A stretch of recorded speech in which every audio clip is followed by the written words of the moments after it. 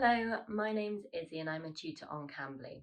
In this lesson, you'll be learning all about how to tell the difference between the words sit and set.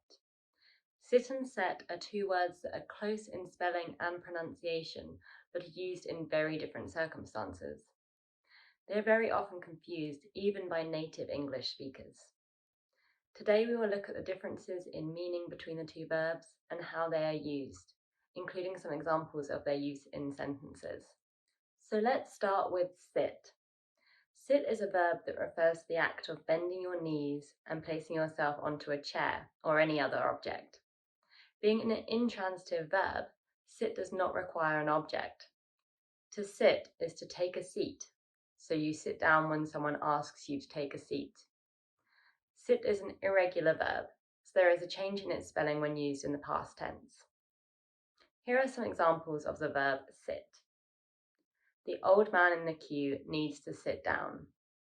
We got a chance to sit in the front row at the concert. Now let's look at set. Set is a transitive verb that is used to refer to an act of placing an object or objects in place or upon a surface.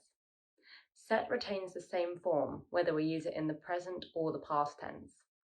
The verb is always used whenever you're talking about a thing or an object. You can set a book in the shelf or a pillow on the bed. Here are some examples of set. Set the plates on the dining table. The postman sets the mail according to the PIN codes. It is my duty to set the table for dinner every night. As I mentioned previously, one of the main differences to remember between the two is that sit is an intransitive verb and set is a transitive verb. So what does this mean exactly? A verb is transitive when the action of the verb passes from the subject to the direct object. To make sense, the verb needs a direct object. Intransitive verbs don't need an object to make sense. They have meaning all on their own. Here are some examples. The manager buys his lunch. In this sentence, buys is the transitive verb, as the action, buys, passes from the subject, the manager, to the direct object, his lunch. The manager reads in his office. Here the action, reads, doesn't pass from the subject, the manager, to anything. Instead, the prepositional phrase, in his office, complements the verb, reads. So in this sentence, reads is an intransitive verb. Now that we've had a closer look at intransitive and transitive verbs, let's sum up the key differences between sit and set to help you remember when to use each one. Firstly, the meanings are different.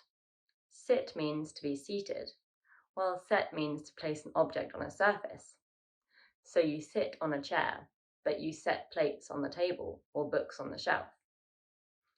As we now know, sit is intransitive and does not require an object, whereas set is transitive and requires an object.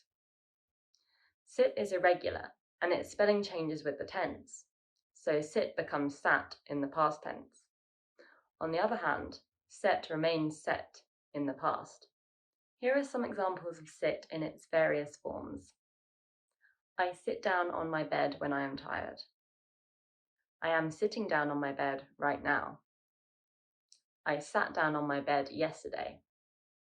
In the past, I have sat down on my bed. And let's do the same for set. I set my backpack down in the hall. I am setting my backpack down. Yesterday, I set my backpack down. In the past, I have set my backpack down. Here you can see sit changes in the past, while set remains the same in the past and the present tense. I hope this video has helped you to understand the differences between sit and set. For those of you who are unfamiliar with Cambly, Cambly gives you instant access to friendly native English speakers. You can take English lessons anytime, anywhere, right from your phone or computer. Schedule your next lesson with me using the link below, and thank you so much for watching. Bye!